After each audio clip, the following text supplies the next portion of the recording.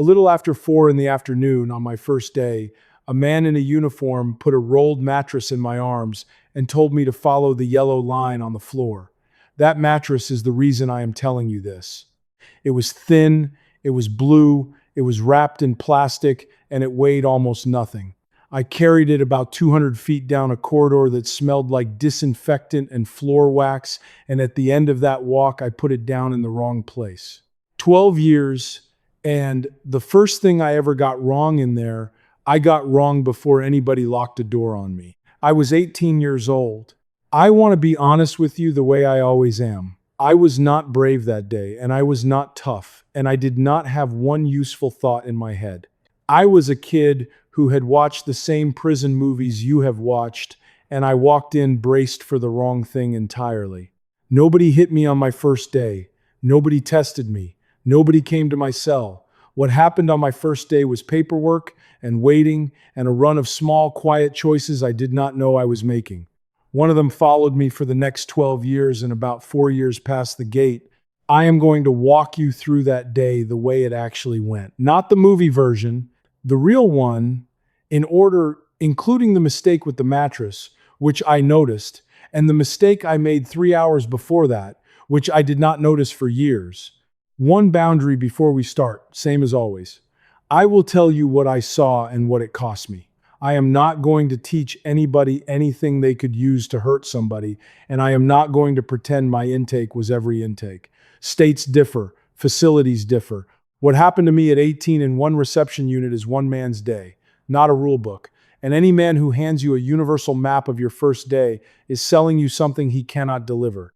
It starts before the prison. It starts on a bus.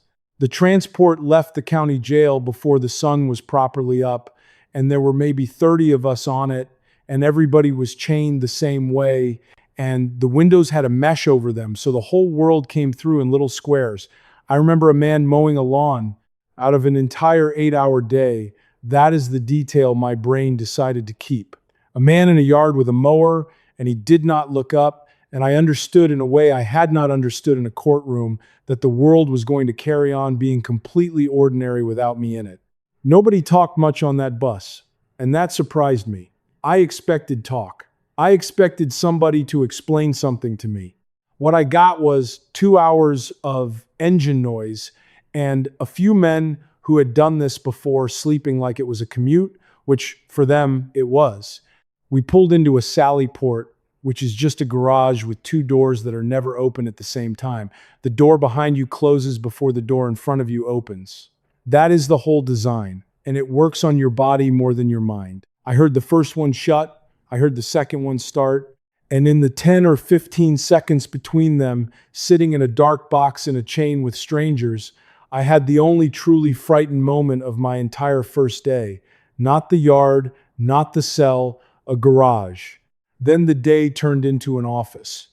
I do not think people are ready for how much of a first day is an office. I have to correct the movies here, because on this subject they do real damage. Film gives you a first day that is one long threat. You come through a door, the block goes quiet, somebody sizes you up, and by the end of the first act, somebody has tested you. That is not what happened to me, and it is not what I watched happen to anybody else in 12 years. The first day is administrative. It is a slow machine that turns a person into a number, and the danger in it is not that somebody comes at you. The danger is that you are exhausted and overloaded and being asked to make decisions you do not know are decisions. What actually happened was a strip search, and I am going to say what it is and move on, because there is a difference between telling you the truth about a place and putting a man's worst moments on display for views. It is a search. It is procedure. It is done to everybody. It is not the part I remember. Then a decontamination shower that smells like a swimming pool. Then a set of clothes that fit nobody. And then the part that stayed with me, which was the property table. You put everything you own on a table, and a man writes it down. Everything. My wallet, my belt, a watch my grandfather had given me that was not worth anything to anybody but me, a folded photograph, my shoelaces. All of it goes into a bag with a number on it, and the number is now also you, and the man writing is not unkind about it. He is just fast because you are the 11th person he has processed since lunch. He held up the watch and asked me if I wanted it mailed home or stored. I said stored. He told me storage means it sits in a room for as long as you are here. I said stored again because I did not want to say out loud how long that was going to be. That was the first thing that place taught me, and it took me a year to be able to put it in words. Prison does not take things from you dramatically. It takes them administratively, one line at a time, with a receipt. Then medical. A nurse took my history and gave me a skin test for tuberculosis and asked me a run of questions I answered wrong because I was trying to sound like a man. Do you take any medication? No. Do you have any conditions we should know about? No. Have you ever been treated for anything? No. Some of that was true. Some of it was pride. Remember the pride. It comes back. Then I got moved to a desk. And at that desk, a person I would not recognize today asked me a set of questions off a form. This is the part of a first day that almost nobody talks about, and it is the reason I titled this the way I did. There is a federal law called the Prison Rape Elimination Act, passed in 2003, and under it, every facility is supposed to screen every new arrival, ordinarily within 72 hours of arrival, using a standard instrument for two things at once. Your risk of being sexually abused by other people in there and your risk of being abusive toward them. It is not a conversation, it is a form with criteria on it. Whether you have a disability, whether you are young or slight, whether you have been victimized before, whether this is your first time inside, and one more that I did not understand the weight of at 18 and that I think about constantly now, whether you perceive yourself as vulnerable. They ask you, in the language of a form, whether you are afraid. I said no. I want you to sit with how easy that was. I was 18. I had been awake since 4 in the morning. I was in clothes that were not mine, in a room with a stranger holding a clipboard, and every single thing I had absorbed about that place in my whole life told me that the worst thing I could do on my first day was admit I was scared. So a man asked me an administrative question in a flat voice, and I gave him the answer my pride had already written. No, I am good. Hold on to those two words. I am coming back to them, and they are going to mean something completely different by the end of this. Then more waiting, hours of it.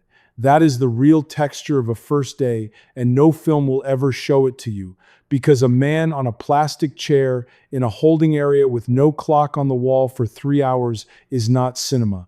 There were maybe a dozen of us by then in the same tan clothes, and almost nobody spoke, and the ones who did were the ones who had been through it before and were bored. I learned more from watching the bored men than from anything anybody said to me. They knew where to sit. They knew not to ask when. They had their shoes off already in the way you do when you know a wait is long. Somewhere in there, a classification officer interviewed me, and that interview is doing more work than you would think. It is where the institution decides where you go and who you cannot be near. They are checking for what they call separations, meaning people you have to be kept away from, and for any affiliation that puts you on a list, and for whether you need protective housing. I answered all of it the same way I had answered the nurse, which is to say short and cool and fine with nothing in it they could use. I want to be fair here, because this channel does not do villains. Not one person I dealt with that day was cruel to me. Not one. They were processing a bus. The officers were not the story, and the system was not out to get me. The story is that a machine built to sort people can only sort you on the information you hand it.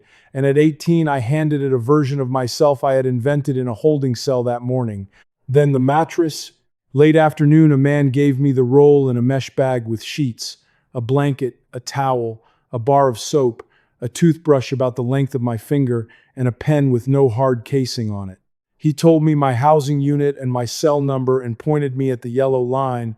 I want to describe that walk, because it was the last quiet minute I had for a while. You carry the mattress in front of you with both arms and it blocks part of your view, which is almost funny when I think about it now. Your first walk into general population is done half blind, hugging a piece of foam like a kid moving into a dorm. The corridor was long and painted 2 colors, and there was noise ahead of me getting louder the further I went, and I remember consciously deciding to keep my face still. That was the whole plan I had. Keep the face still. I got to the cell and the door was open. Inside was a bunk bed, a steel toilet, a steel sink, a foot locker, and a small window of frosted glass. The man who lived there was not in it, because it was near enough to evening chow. Both bunks were bare. The top bunk had a bare mattress on it. The bottom bunk had a bare mattress on it. There were a few things sitting on the foot locker and a couple of photographs taped inside the locker door, and nothing else in that room told me anything at all. So I put my mattress on the bottom bunk. I want to be precise about why, because the reason is the whole lesson. I did not think about it. It was not a decision I could have reported back to you an hour later if you had asked me what I had decided. It was easier. It was lower. I was carrying a mattress and there was a flat place at waist height, so I put it there. The paper in my pocket gave me a building and a cell. It did not give me a bunk. And to an 18-year-old off the street, an empty space is a space you are allowed to use. Then the door locked. I want to tell you about that sound honestly, because it is the one thing the films get right and undersell at the same time. It is not dramatic, it is mechanical, and it is quick, and it happens along the whole tier at once, so it is not your door, it is every door. The thing that gets you is not the noise, it is what the noise means about time. Nothing you decide for the next several hours can be undone by walking out of the room. Whatever's in there with you is in there with you. A while later, they opened it for a moment and my cellmate came back from chow. He was maybe 50. He had been in that cell a long time, which I could not have known and did not think to wonder about. He looked at the bottom bunk with my mattress on it. He looked at me, and then he did the thing I did not have the equipment to understand yet, which is that he did absolutely nothing. He did not say a word to me. He put his cup down. He sat on the edge of the footlocker, which is not a comfortable place to sit, and he sat there, and the door closed again. I lay on that bottom bunk for what I am guessing was 40 minutes in complete silence with a grown man sitting on a box 3 feet away from me. Every one of those minutes, I got a little more certain something was wrong and a little less able to work out what it was. There is no feeling quite like being 18 and knowing you have broken a rule you cannot name. He broke first, and I have been grateful to him for 12 years. "How old are you?" he said. I told him. He nodded like it explained something. Then he said, "Nobody told you anything, did they?" I said, "No." And he said, "That bunk is mine, has been for 4 years. There's no paper on it. Get up." I got up so fast I nearly took the mattress with my knees, and I started apologizing, which was the second thing I got wrong that day. He stopped me almost immediately. "Don't do all that," he said. "You didn't know. Now you know. If you go around this place apologizing like that, somebody's going to decide it's worth something," which is a whole other lesson for a whole other night. Then he told me the thing that took me a year to understand properly. "The state gave you a cell number," he said. "It didn't give you a bunk.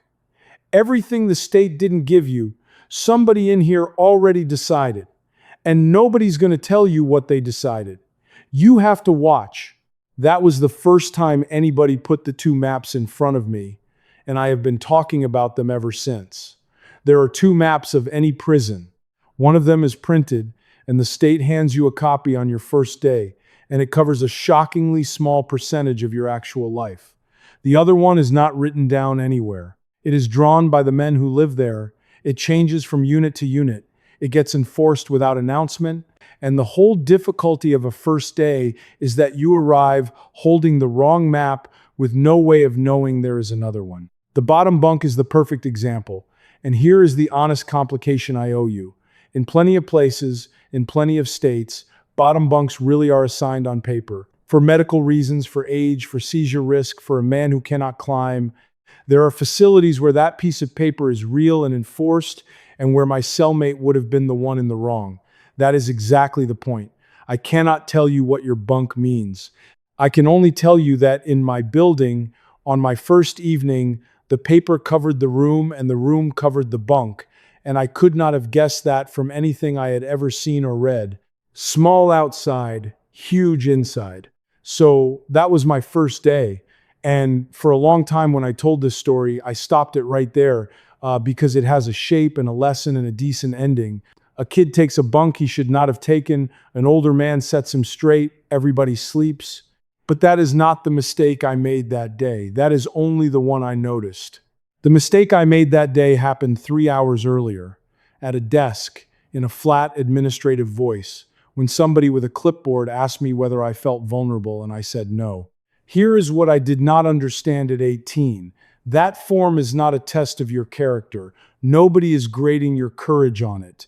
That screening exists because a federal law decided that facilities have to actually try to work out who is likely to be preyed on. And one of the very few tools anybody has for finding that out is asking the person, whatever else you think of it, that instrument is one of the small number of doors in that building that only opens from the inside. And I closed it, politely, in about a second and a half, because I was 18, and I thought the answer was a statement about who I was. I am not going to tell you a horror story now. Nothing happened to me, and I want to be extremely clear about that because I know how this subject gets used, and I will not use it that way. I did my 12 years and I came home. What that no cost me was not an incident. It was smaller than that, and it lasted a great deal longer.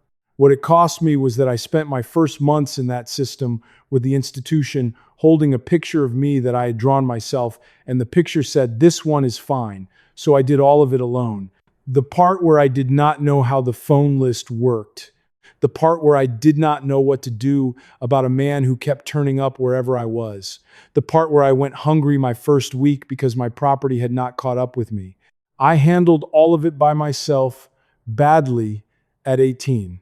Because I had already told them on day one that I did not need anything, and I am the kind of man who then feels obligated to stay consistent. And more than any single thing it cost me, it started a habit. It taught me that the correct answer to "Are you all right?" is a fast, flat, unbothered, no problem. I got so good at that answer, it took me 12 years inside and about 4 years outside to stop giving it automatically. Let me put the whole day into one sentence because I have had a long time to work out what it actually taught me. The first day does not test whether you are tough. It tests whether you can tell the difference between an empty space and an unclaimed one. An empty bunk is not an unclaimed bunk. An empty chair in a day room is not an unclaimed chair. An empty seat at a table is not an unclaimed seat. And an empty box on a form is not an unclaimed box either, because if you will not fill it in honestly, somebody else fills it in for you from the outside, and they get you wrong. Out here, empty means available. In there, empty usually just means somebody stepped away. Now the limits, and they matter more on this one than most. This was one reception unit, one state, 1 year, and I was one 18-year-old. Intake is not the same everywhere.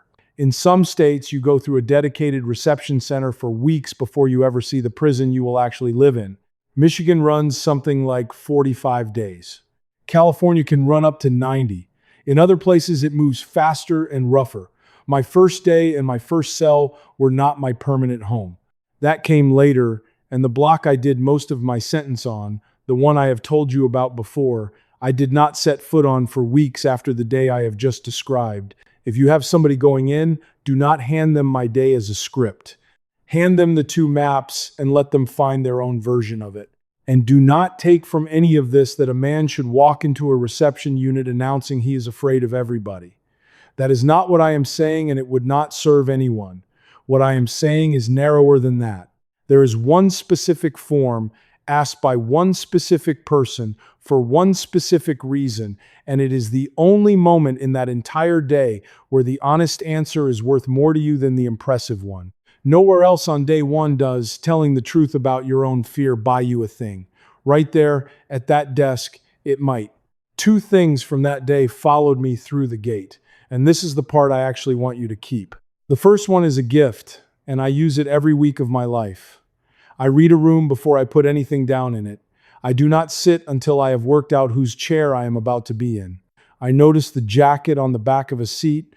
I notice which mug on the shelf at a job has somebody's name on it in marker, and I do not use that one. It is a small, quiet, useful way to move through the world, and I got it from a man sitting on a footlocker refusing to talk to me. The second one is not a gift. The second one is damage, and it went home with me and it hurt somebody who loved me.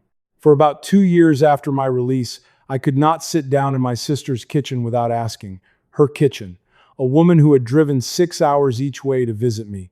I would stand in the doorway with my hands at my sides, waiting to be told where to be, and I could see it landing on her every single time, because to her, it did not look like caution.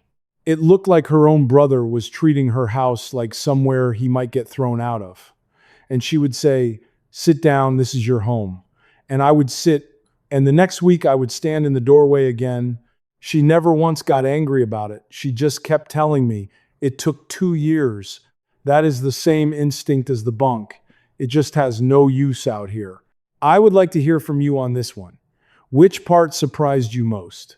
I am guessing the bunk, because that is the one people always write to me about, but I would not be shocked if it was the questions at the desk, because almost nobody outside knows that screening exists at all. If you have worked in corrections, especially in intake or classification, I would honestly like to hear how that day looks from your side of the desk, because you have watched a few thousand versions of it and I only ever lived one. And if you have been inside, or if you waited at home for somebody who was, what did nobody tell you before the first day? No names, no case details, nothing that costs you anything. Just the part that might help the next 18-year-old walking down a corridor behind a mattress.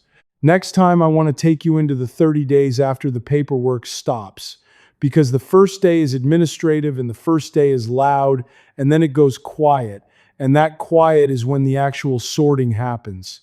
Nobody processes you in the second week. They watch you. I will tell you what they are watching for. I will leave you with this. 2 words came out of my mouth on my first day at that desk, and they were a lie. I am good. A few weeks later, on the block where I would spend most of my sentence, a man I had never spoken to slid 2 soups and a honey bun through my bars, and my neighbor told me through the wall to give it back and told me exactly how to say it, plain and easy. No disrespect. I am good. That is all. Same 2 words. On my first day, they were the most expensive thing I ever said. A few weeks later, they were the cheapest and best protection I ever had. The difference was never the words. It was whether I was saying them because they were true or because I was 18 and could not think of anything else to say. I still carry things carefully into rooms that are not mine. 12 years. And it started with a mattress I put down in the wrong place 3 hours after I had already made the mistake that mattered.